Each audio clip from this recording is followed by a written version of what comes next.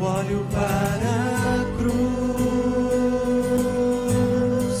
e para a cruz eu vou do seu sofrer participar, da sua obra vou cantar, meu Salvador na cruz mostrou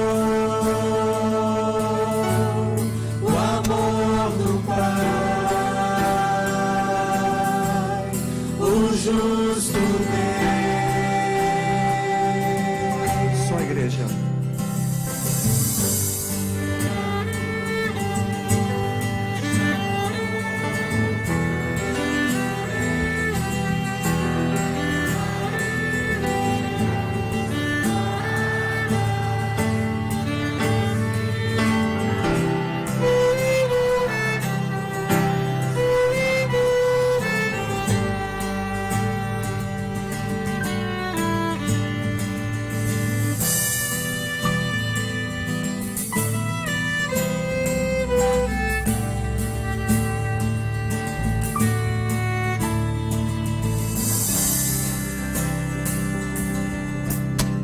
Imerecida vida, de graça recebi, por sua cruz, da morte me livrou, trouxe minha vida, eu estava condenado.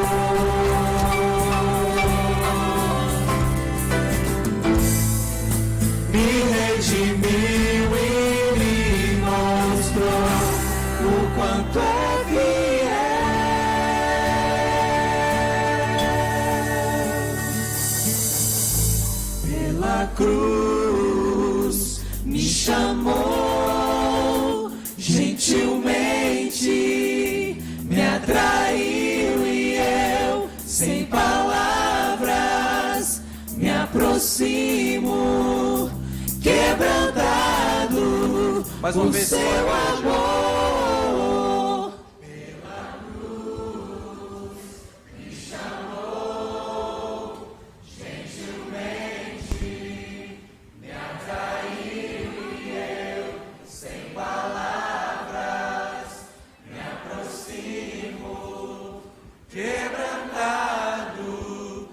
Seu amor.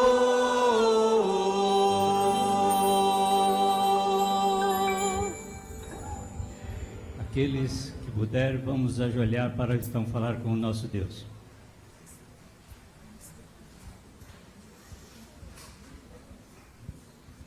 Santo e eterno Deus que estás nos céus, nós queremos te agradecer a oportunidade que nos dás nesta manhã de estar aqui na tua igreja, aqui poder te louvar e te adorar o teu santo nome. Querido Deus, também queremos pedir para aqueles pedidos que estão nos corações das pessoas. Sabemos que há problemas de enfermidade, problemas de trabalho e também filhos que não estão na tua igreja e pais com o coração quebrado neste momento. Tu, ó Deus, conhece cada situação e cada caso. Toma em tuas mãos, ó Deus, e se faça a tua vontade e o teu querer. Querido Deus, também queremos pedir em favor do pastor José Marcos, que irá trazer a mensagem nesta manhã. Que o teu Santo Espírito possa trabalhar poderosamente com ele, para que a mensagem possa atingir os nossos corações. Perdoe os nossos pecados e naquele dia salva-nos para o teu reino, em nome de Jesus. Amém.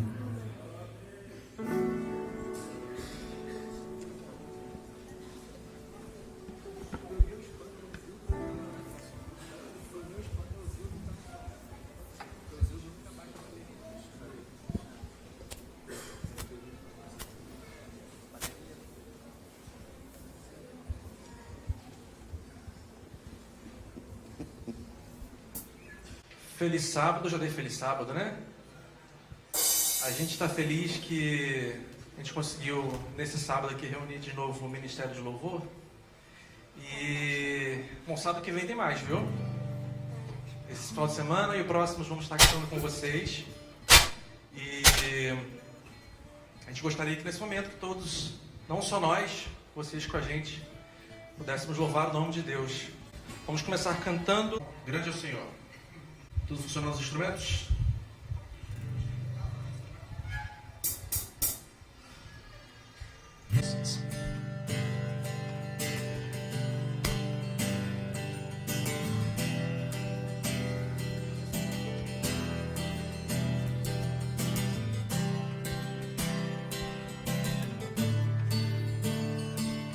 A glória de um rei, vestido em poder, toda a terra está feliz a te adorar. A luz do seu fulgor, as trevas dissipou, tremenda sua voz, tremenda sua voz.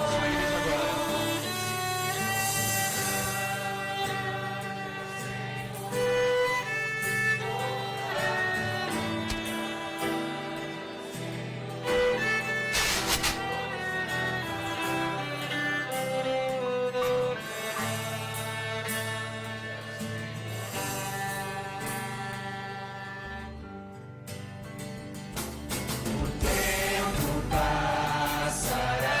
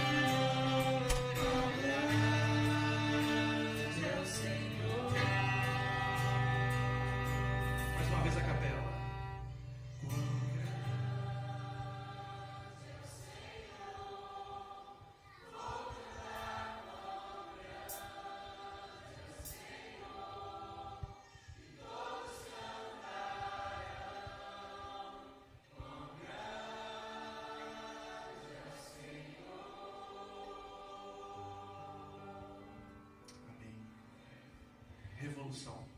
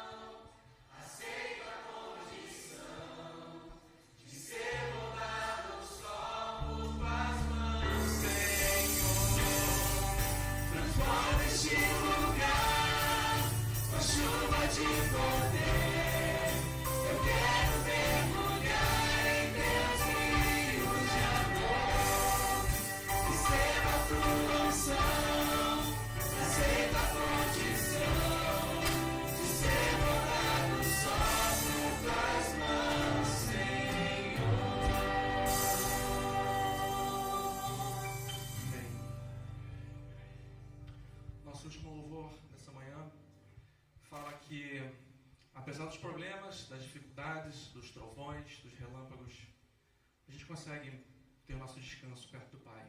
A gente consegue, numa manhã de sábado, estar aqui reunidos entre irmãos e amigos e ter o carinho, ter o colo do Pai e poder descansar em seus braços.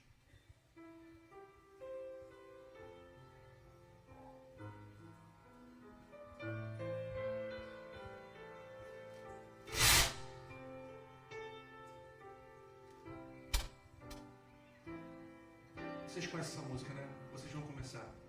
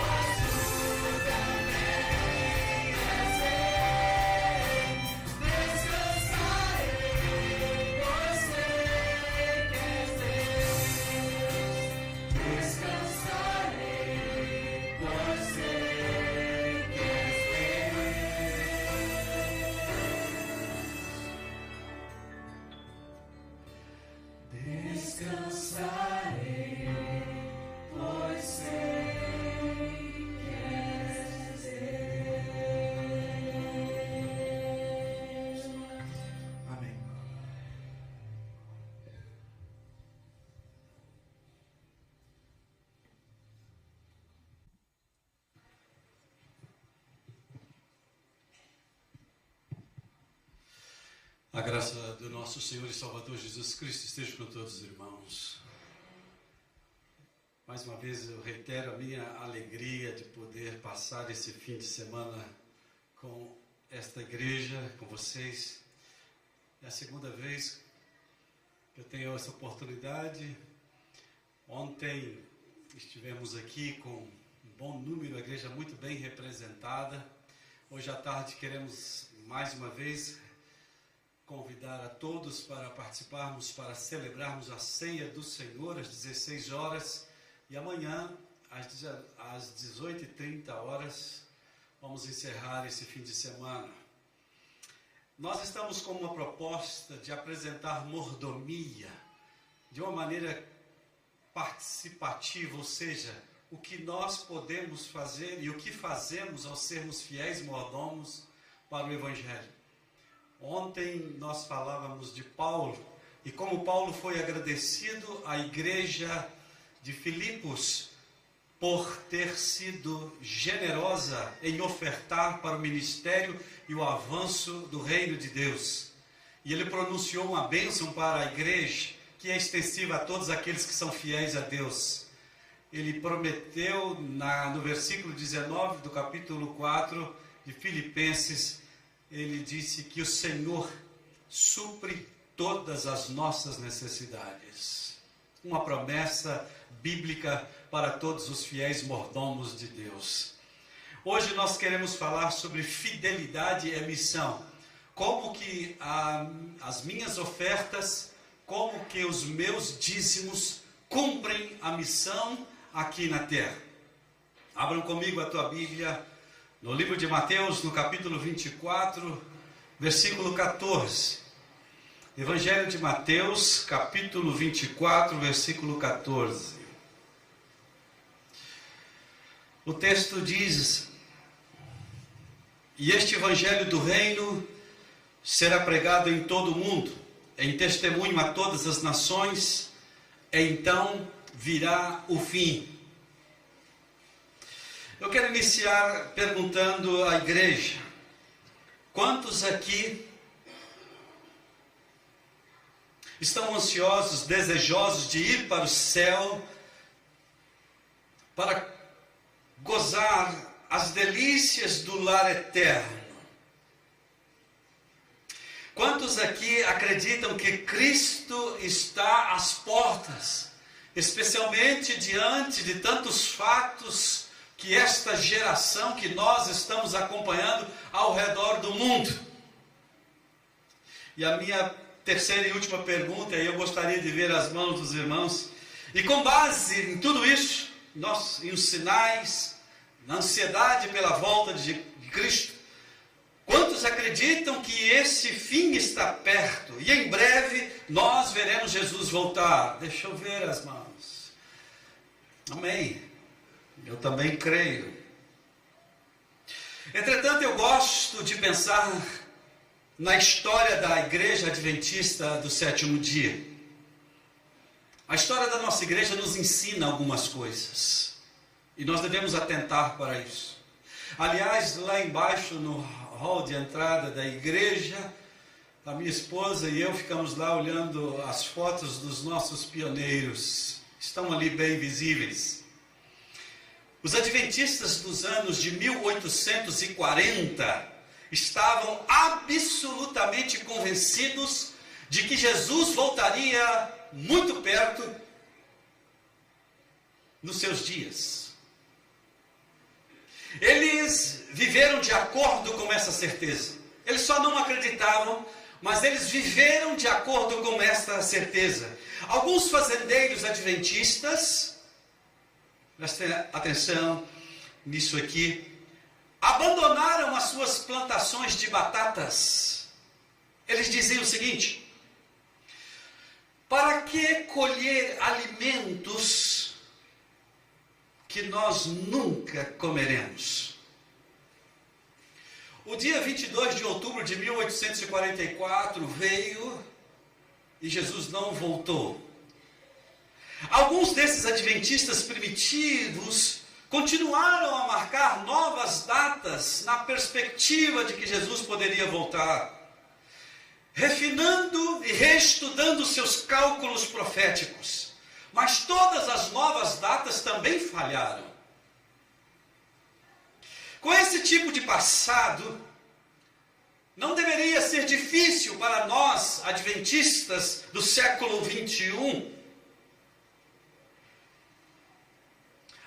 atentarmos para o conselho de Jesus, que diz no capítulo 24, verso 36 de Mateus, as seguintes palavras: mas a respeito daquele dia e hora, ninguém sabe, senão o Pai, nem os anjos do céu. Mas pastor José Marcos, o senhor nos fez uma pergunta baseada nos sinais. E os sinais da volta de Cristo, mencionados no capítulo 24 e 25 de Mateus, não nos oferecem alguma pista a respeito da volta de Cristo? Claro que sim. No início do capítulo 24 de Mateus, enquanto Jesus e seus discípulos deixavam as dependências do templo de Jerusalém, os discípulos chamaram a atenção de Jesus para a suntuosa construção do templo, a grandiosidade, a imponência, a solidez do templo. Jesus respondeu para eles o seguinte: vede, tudo isto, em verdade vos digo que não ficará aqui pedra sobre pedra que não seja derribada. Em outras palavras, Jesus estava dizendo para eles: esse templo suntuoso, essa construção magnífica vai virar todo um monturo de pedras. A conclusão dos discípulos era óbvia. Certamente a destruição do templo só seria possível com nada menos do que o fim do mundo. Pouco depois, no relato bíblico nos mostra que eles estavam assentados no Monte das Oliveiras, do outro lado de um vale que dava vista para Jerusalém, e eles pediram: dize-nos quando essas coisas acontecerão, e que sinais haverá da tua vinda e da consumação dos séculos. Os discípulos queriam uma cronologia. Eles queriam uma definição com datas. Jesus começou a responder dizendo o seguinte, versículos 4 a 6, Mateus 24: vede que ninguém vos engane, porque virão muitos em meu nome, dizendo eu sou o Cristo, e enganarão a muitos. E certamente ouvireis falar de guerras e de rumores de guerras. Antes de concluir aqui, eu acredito que os discípulos, e eu também, gostaríamos que Jesus terminasse sua fala assim: cuidado, esses eventos provam que a minha volta está ali, na próxima esquina. Vendam as suas casas, troquem as suas ações por títulos do mercado, por dinheiro vivo. Coloquem todas as suas posses à disposição da obra do Evangelho, pois a segunda vinda está iminente. Mas de fato não foi essa a resposta de Jesus. Não foi isso que Jesus respondeu. Ele diz no versículo 6: e ouvireis de guerras e rumores de guerra, ninguém vos assustei, porque é necessário que assim aconteça. Mas aí ele disse assim: mas ainda não é o fim. Então, guerras, rumores de guerras, falsos cristos, e Jesus diz agora: tudo isso vai acontecer, mas ainda não é o fim. Amados irmãos, ao vermos as civilizações em tumulto, e ao ouvirmos as notícias de falsos cristos, falsos profetas, mais ansiamos pela volta de Jesus. Quando as coisas pioram ao nosso redor, mais intenso é o nosso desejo de ver Jesus voltar. Quantas vezes já ouvi em meu ministério de pessoas no leito da enfermidade, e tentando ali ouvir e consolar os que estavam ali em volta do ente querido que estava naquela cama. E as pessoas me dizendo o seguinte: pastor, Jesus podia voltar logo. Parece que quando isso cerca a gente anseia mais e mais pela volta de Jesus. Não podemos consentir em sermos desviados na tentativa de predizer a brevidade da volta de Cristo, com base nos problemas que nos rodeiam. Porque Jesus diz: ainda não é o fim. O versículo que nós escolhemos para esta manhã, Mateus 24, 14, nos traz algo muito importante, e talvez está aí a grande resposta que estamos buscando. Jesus fala assim: e este evangelho do reino será pregado em todo o mundo, em testemunho a todas as nações. Então, o que acontecerá, irmãos? Virá o fim. Em realidade, o que mais importa no contexto de Mateus 24 e 25, o que mais importa, amados irmãos, é que o evangelho seja pregado em todas as nações, para que então o fim aconteça. A igreja de Deus não precisa esperar um novo fato para proclamar o evangelho de Cristo em todo o mundo e a toda criatura. Uma ordem já nos foi dada e nós estamos agora com as ações nas mãos, temos que proclamar. Nosso papel não é discutir a ordem de Cristo, mas obedecê-la. Nossa missão não é discutir a obra, mas realizar a obra.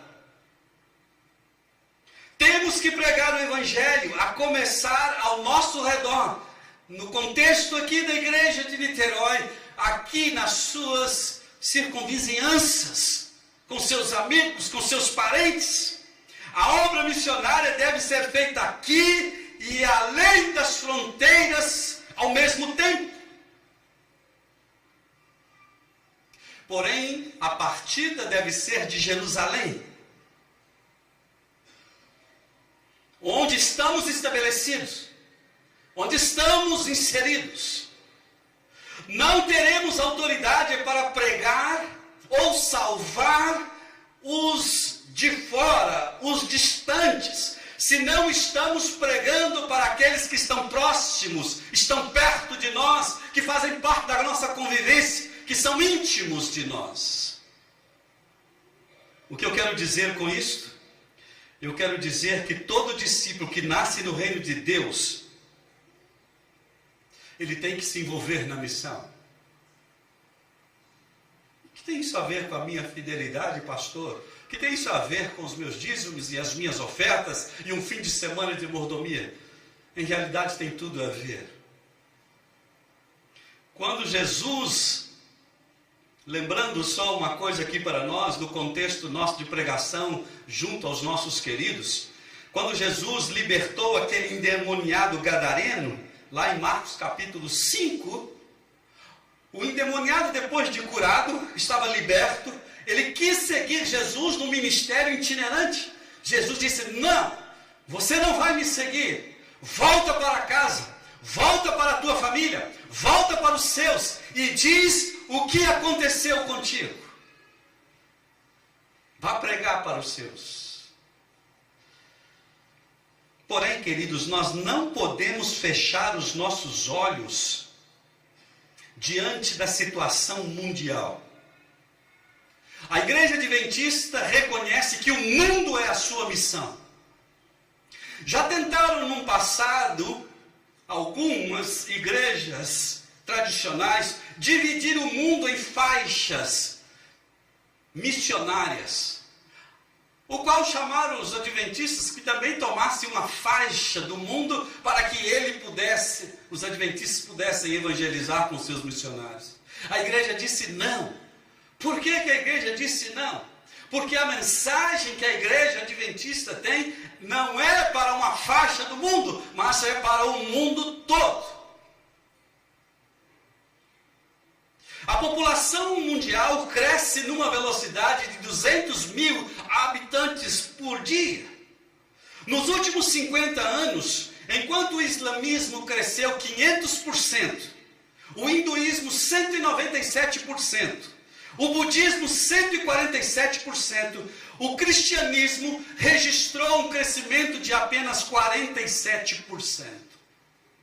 Levando em consideração o crescimento das outras religiões, as grandes religiões mundiais, em realidade houve um decréscimo,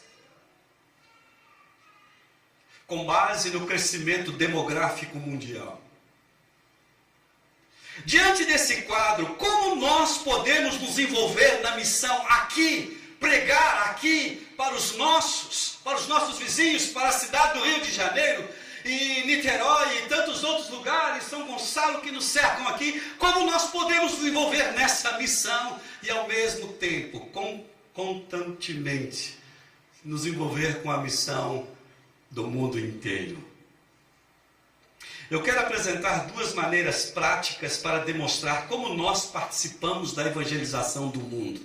Duas maneiras práticas como eu e você participamos da evangelização do mundo. Para tanto, eu quero usar dois tópicos. E quero extrair esses dois tópicos de uma frase marcante da meditação de pôr do sol que a Divisão Sul-Americana publicou em 2017. Todas as vezes que terminávamos de fazer a leitura do pôr do sol de 2017, terminava com a seguinte frase: sua fidelidade e oração os mantém lá. Mantém os missionários lá.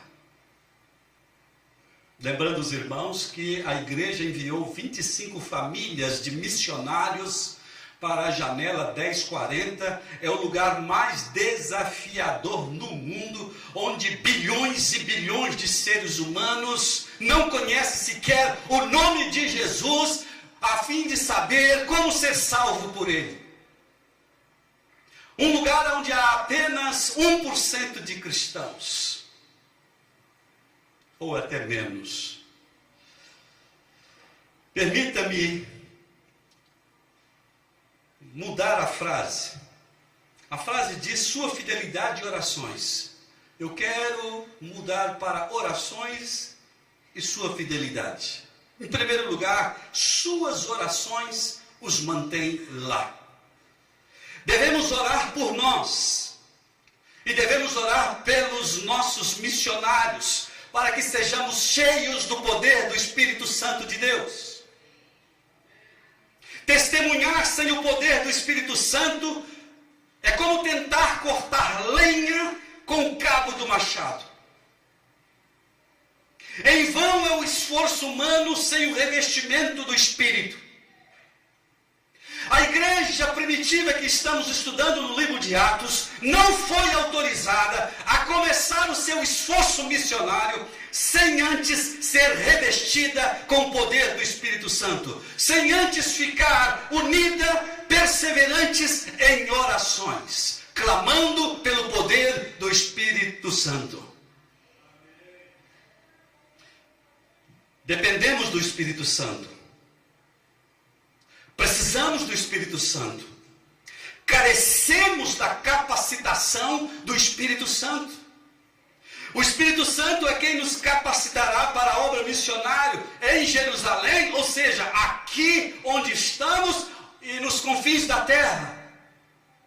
Então, quando eu oro, quando eu clamo, quando eu me ajoelho e peço a Deus que abençoe a minha igreja, abençoe o meu pastor, abençoe a obra missionária, abençoe todas as ações que realizamos como igreja para salvar pessoas. Quando eu oro pelos que estão no além-mar, muitos deles correndo risco de vida, eu estou cumprindo a missão. Amém, irmãos? Eu estou cumprindo a missão. Nenhuma outra preparação, por mais refinada que seja, substitui a capacidade do Espírito Santo. A promessa de Jesus é que os discípulos seriam revestidos com o poder do alto, para testemunhar. Olha aqui, meus irmãos, nenhum teólogo, nenhuma erudição humana, nenhuma eloquência humana poderia capacitar os homens a testemunhar o Evangelho com eficácia. Somente através de orações e súplicas, rogando o poder do Espírito Santo, poderá iluminar a mente. E não só iluminar a mente, mas aquecer o nosso coração. Quando eu falo de aquecer o nosso coração, é nos dar desejo, é nos fazer amar as pessoas, é sentir o que as pessoas estão passando e as necessidades que elas estão vivendo. E assim então, o que eu tenho, eu quero para elas. Se eu recebo o pão vivo que desceu dos céus, que é Jesus, e eu me alimento dele, eu quero também que as pessoas sejam alimentadas com este pão. Porque muitas pessoas ao nosso redor estão comendo as bolotas dos porcos. Só o Espírito Santo pode capacitar o mensageiro a aplicar eficazmente a mensagem e abrir o coração dos ouvintes, dando-lhes uma nova vida. É o mesmo Espírito que continua capacitando as pessoas. Eu mencionei algo aqui na classe e cabe nesse momento mencionar aqui também. O Jesus é o mesmo, ele continua transformando. O seu primeiro milagre, teologicamente, definiu o seu ministério. Quando ele estava ali naquela festa de casamento em Caná da Galileia e acabou o vinho, ele transformou água em vinho.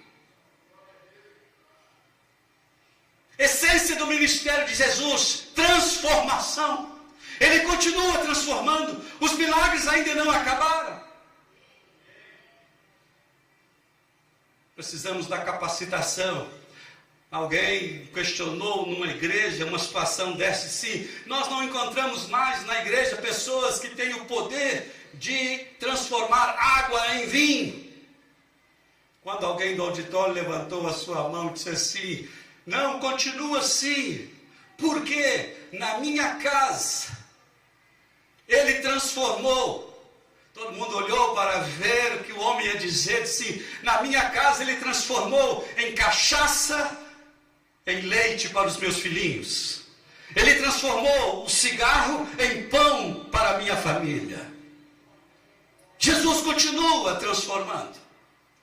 E é somente através do poder do Espírito Santo que nós haveremos de ganhar almas e levar o Evangelho a todo o mundo. São as nossas orações que nos mantêm respirando aqui e os missionários no além-mar. Primeiro tópico: você participa da missão mundial da igreja através das suas orações. Segundo tópico: sua fidelidade os mantém lá.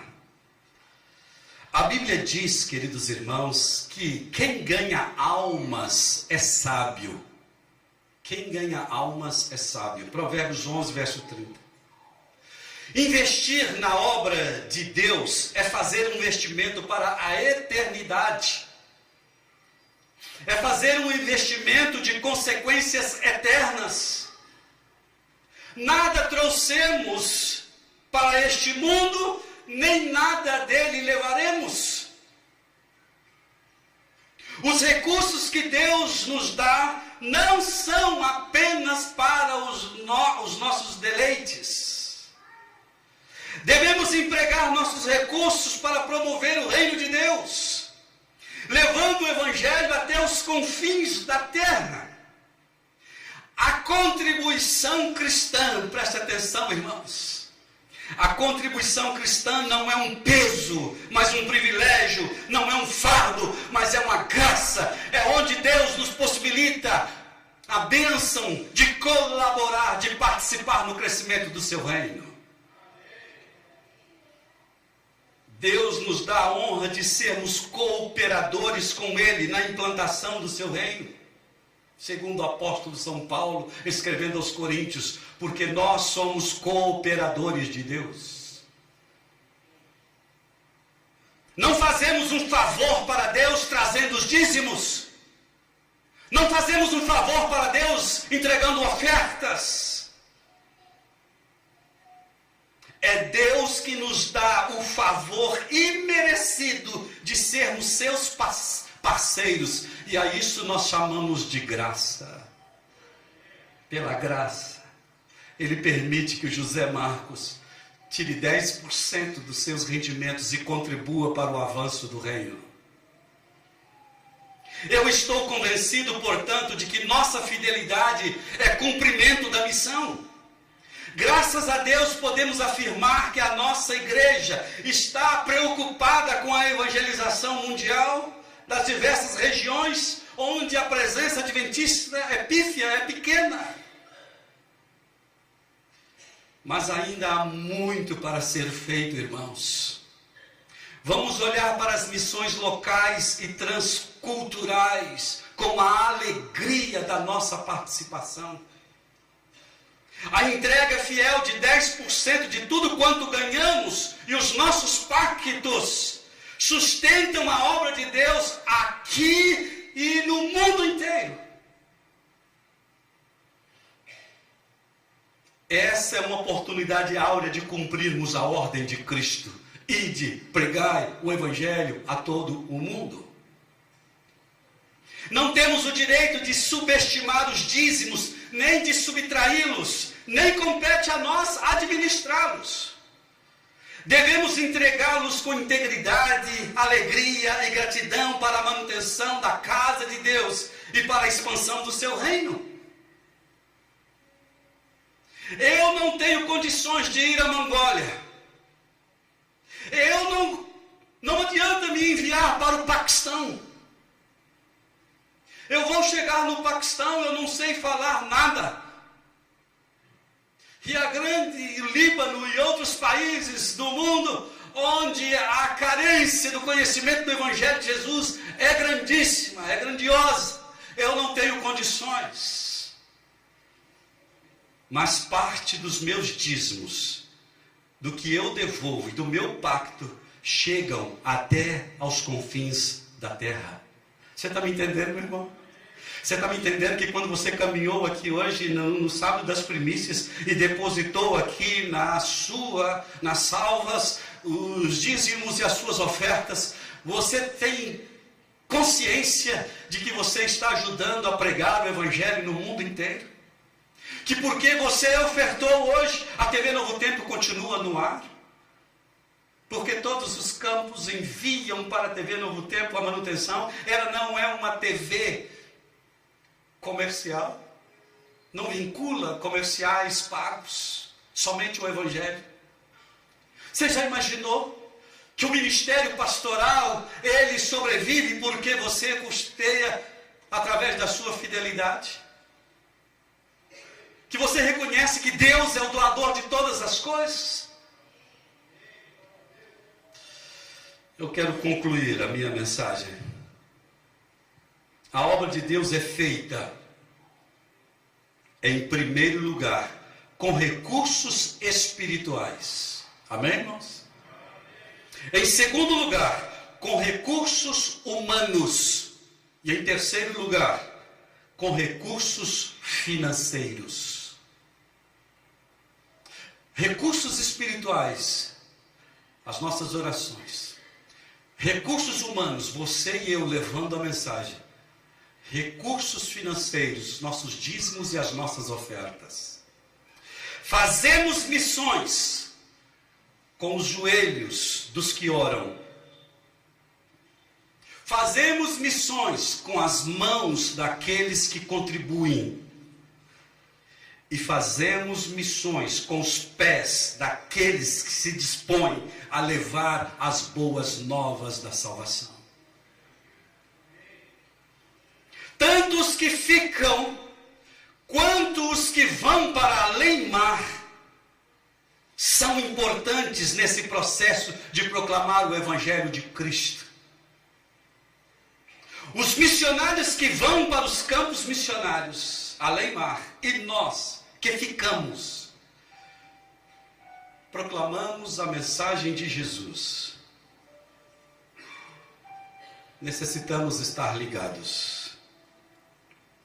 William Carey, o pai das missões modernas, ele disse o seguinte: aqueles que seguram as cordas são tão importantes como aqueles que descem às profundezas para socorrer os aflitos. Você entendeu essa frase de William Carey? Aqueles que seguram as cordas são tão importantes quanto aqueles que descem às profundezas para resgatar os perdidos. Ou seja, nós que somos fiéis nos dízimos e ofertas, nós que oramos pelas missões aqui e além-mar, somos tão importantes quanto aos missionários que estão na Turquia, estão na África, estão na China, estão no Cazaquistão, estão no Líbano. Não há diferença diante de Deus. Isso aqui é lindo, irmãos. Os que guardam a bagagem, olha isso aqui, meu irmão. Os que guardam a bagagem e os que lutam no campo aberto recebem as mesmas honras diante de Deus. Devemos fazer missões aqui, ali, além das fronteiras. Devemos empregar o melhor dos nossos recursos, o melhor do nosso tempo, o melhor da nossa vida, para que povos conheçam a Cristo e se alegrem na salvação de Jesus. A obra missionária merece nossos melhores investimentos, as nossas orações, os nossos recursos financeiros, a nossa entrega total. Fomos libertos da escravidão do pecado. Jesus nos salvou, Jesus nos libertou, e nós temos razões de sobra para sermos as pessoas mais felizes do mundo, porque nós temos uma esperança além de tudo que há nesta vida. Jesus nos tirou da escravidão do pecado. Não vamos olhar para o Egito, nós somos libertos. Sabe de uma coisa, meu irmão? Muitas pessoas estão dentro das nossas igrejas, querendo chegar em Canaã, querendo chegar na terra prometida, querendo abraçar o galardão eterno, mas só investem no Egito. Investem todo o seu dinheiro no Egito, todas as suas posses, todos os seus talentos, todo o seu tempo é só no Egito, mas querem ir para Canaã. Para onde nós queremos ir? Para onde nós devemos investir? Como está a sua participação nessa grandiosa missão? Vamos olhar para as missões transculturais com a alegria da nossa participação. Não vamos gastar o nosso tempo ofegantemente para especular sobre a data da volta de Jesus e assim sermos distraídos por vídeos sensacionalistas ou fake news que estão recheando a internet. Em vez disso, com plena certeza de que Jesus há de vir outra vez para nos levar para o lar eterno, reconhecendo que a justiça e a verdade vão prevalecer e que os salvos serão restaurados, os fiéis em Cristo que morreram serão ressuscitados. Vivamos cada dia com saudade, aguardando a breve volta de Jesus. Porém, dedicados ao trabalho que Ele nos confiou, pregar o Evangelho por amor a Ele e às pessoas perdidas.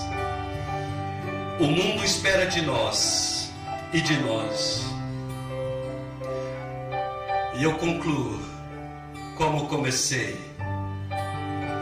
Depois do desapontamento de 1844, nossos pioneiros entenderam o propósito de Deus em levantar este audacioso movimento missionário chamado Movimento Adventista do Sétimo Dia. Os nossos pioneiros entenderam. Conscientes disso, enviaram para além-mar o nosso primeiro missionário, J.M. Andrews. E de lá para cá não paramos mais. Hoje a bandeira da nossa igreja está em mais de 200 países no mundo. E está nas nossas mãos, aqui na Igreja Central de Niterói. Sabe por quê, irmãos? Vocês não mentiram quando levantaram as suas mãos, querendo ver Jesus. Vocês não foram precipitados ao levantar as mãos ou dizer que o fim está próximo. Vocês não falharam ao expressar, levantando a sua mão, o desejo de ir morar nos céus. Porque o que mais nós ansiamos nessa vida, o que mais nós desejamos como crentes em Cristo Jesus, é que Mateus 25, versículo 34 se cumpra nas nossas vidas e os nossos ouvidos ouçam as palavras: vinde, bendito de meu Pai, entrai na posse do reino que vos está preparado desde a fundação do mundo. Você crê nessa palavra, meu irmão? Você crê? Quando você ouvirá de Jesus, olhando para a grande multidão, e eu, você ali naquele meio, talvez se eu estiver perto de você, me dê um beliscão. Esse é um pastor que teve lá na Igreja Central de Niterói, eu vou dar um beliscão nele, ele pediu. Vai ser um sonho, vai ser tão extraordinário estar diante de Cristo naquele dia, que eu e você possamos estar lá. Para isso, queridos irmãos, há algo que eu e você precisamos fazer.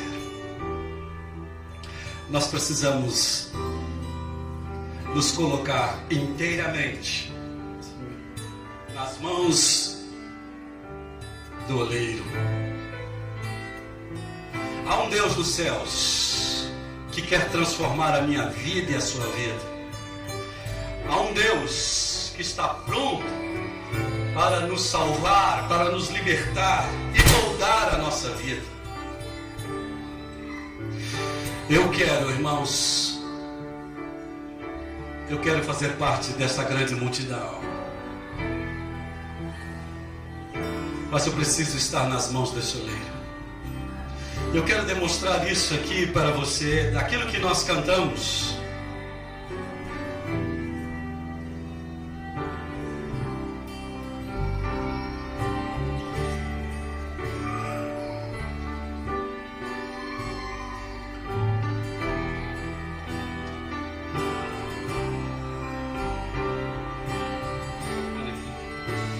Eu quero demonstrar para vocês esses desejos do nosso coração, as vontades que nós temos, até em sermos fiéis mordomos, em pregar o Evangelho. Nós precisamos estar nas mãos do oleiro, do divino oleiro, do grande oleiro. É isso que cantamos.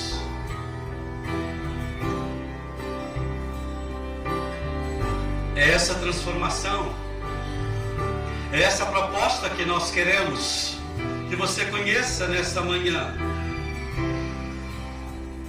É que eu e você, salvos em Cristo Jesus, e agora vivendo um processo de transformação, nos colocamos nas mãos dele nessa manhã, para dizer: molda-me, Senhor,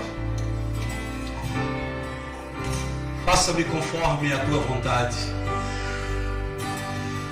Você está vendo essa argila girando aqui nesse torno?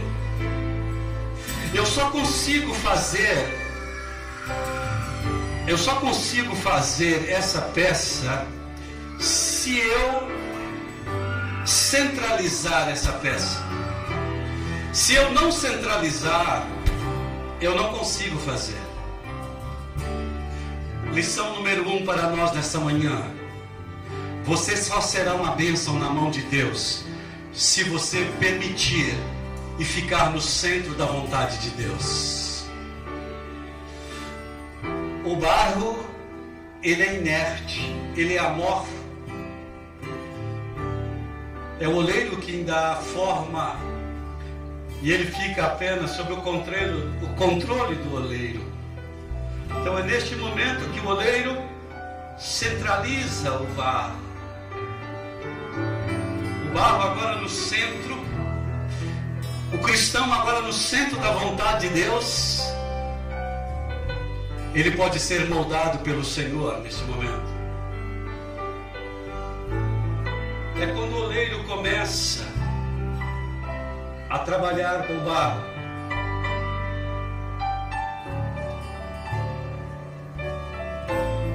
E cada ação que ele faz é um preparativo para esse momento. Nós encontramos na palavra de Deus uma figura do oleiro e o barro, quando Jeremias, no capítulo 18, desce até a casa do oleiro. E ali Deus diz para Jeremias: observa o que o oleiro está fazendo. E Deus diz: como o vaso que ele fazia nas suas mãos se lhe quebrou nas mãos, assim farei eu convosco, ó casa de Israel. Jeremias estava moldando o barro. Melhor, o oleiro, Jeremias observando. Quando de repente o vaso se estragou nas mãos do oleiro e ele não conseguiu prosseguir com o trabalho. A palavra de Deus diz que o oleiro tirou o barro e ele começou a usar esse processo que eu conheço muito bem, devido à profissão que fui antes de ser pastor. Batendo a argila uma na outra. Essa batida é forte. Eu estou batendo devagar aqui. Mesmo assim já sujei o pastor aqui. Segunda lição espiritual. Quando nós recebemos das mãos do oleiro que estamos e passamos por tribulações, passamos por problemas, por lutas, muitas vezes é Deus preparando você para ser um vaso melhor. Você sabe por quê? Como oleiro eu tenho autoridade para dizer para vocês, depois desse processo aqui, onde eu vou extrair possíveis objetos estranhos, pedras, pedaços de pau, eu posso tirar o ar também que está dentro da argila, que prejudica a produção do vaso. Depois de fazer isso aqui, eu afirmo para vocês, essa argila, ela fica mais maleável, ela fica mais fácil de ser trabalhada, ela fica melhor para se levantar um vaso novo. Você entende? Quando nós cantamos, quebra a minha vida e faça um vaso novo, é exatamente isso que você acabou de ver. Não é aquele vaso que já passou pelo forno, que foi queimado, que quebra. É um barro que ainda está em confecção, ainda está sendo moldado. É o que nós estamos sendo, irmãos. Estamos sendo moldados. Cada detalhe, o nosso Pai de amor, Ele faz com muito carinho, porque Ele nos ama. E Ele quer fazer de mim e de você um vaso de honra, para a glória do nome dEle.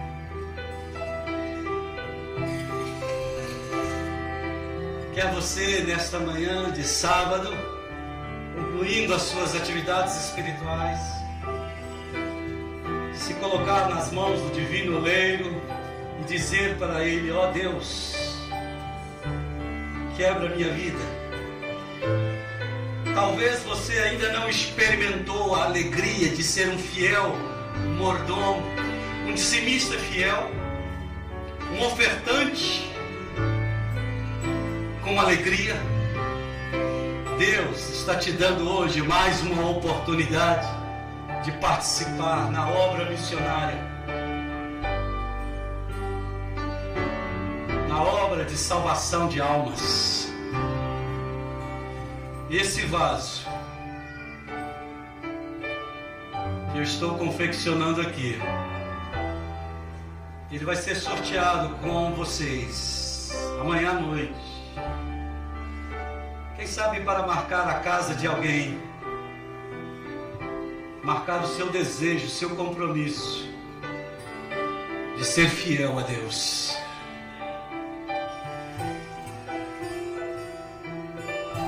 Se você tem esse desejo no seu coração,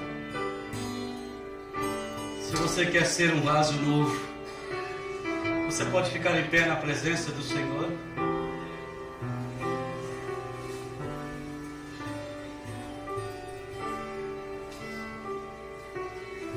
O grupo de louvor pode cantar Vaso do Oleiro, pode? Há como cantar? Enquanto eu termino aqui a peça, canta com a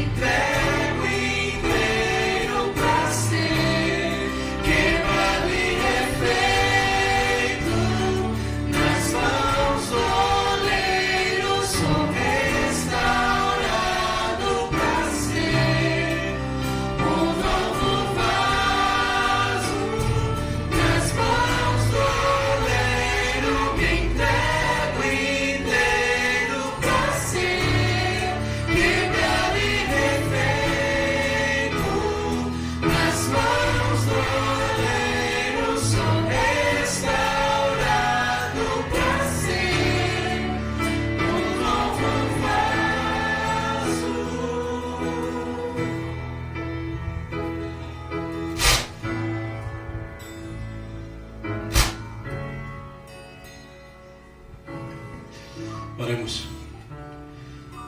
Querido Deus e amado Pai, Queremos sair desta casa de oração hoje, mas queremos sair transformados pelo poder da Tua palavra e pela unção do Teu Santo Espírito. Quebra-nos mais uma vez se for necessário, Senhor. Somos argila. Ainda estamos, Senhor, em processo de formação. Abençoe as nossas vidas. Abençoe a fidelidade desta igreja. Que possamos participar do cumprimento da missão com alegria e a satisfação de ver pessoas sendo salvas para o Teu reino. Leva-nos em paz e às 16 horas, por Tua graça, traga-nos para participarmos contigo na ceia. Entregamos nas Tuas mãos tudo o que somos e tudo o que temos. E nós fazemos isto, bom Deus, em nome de Jesus. Amém.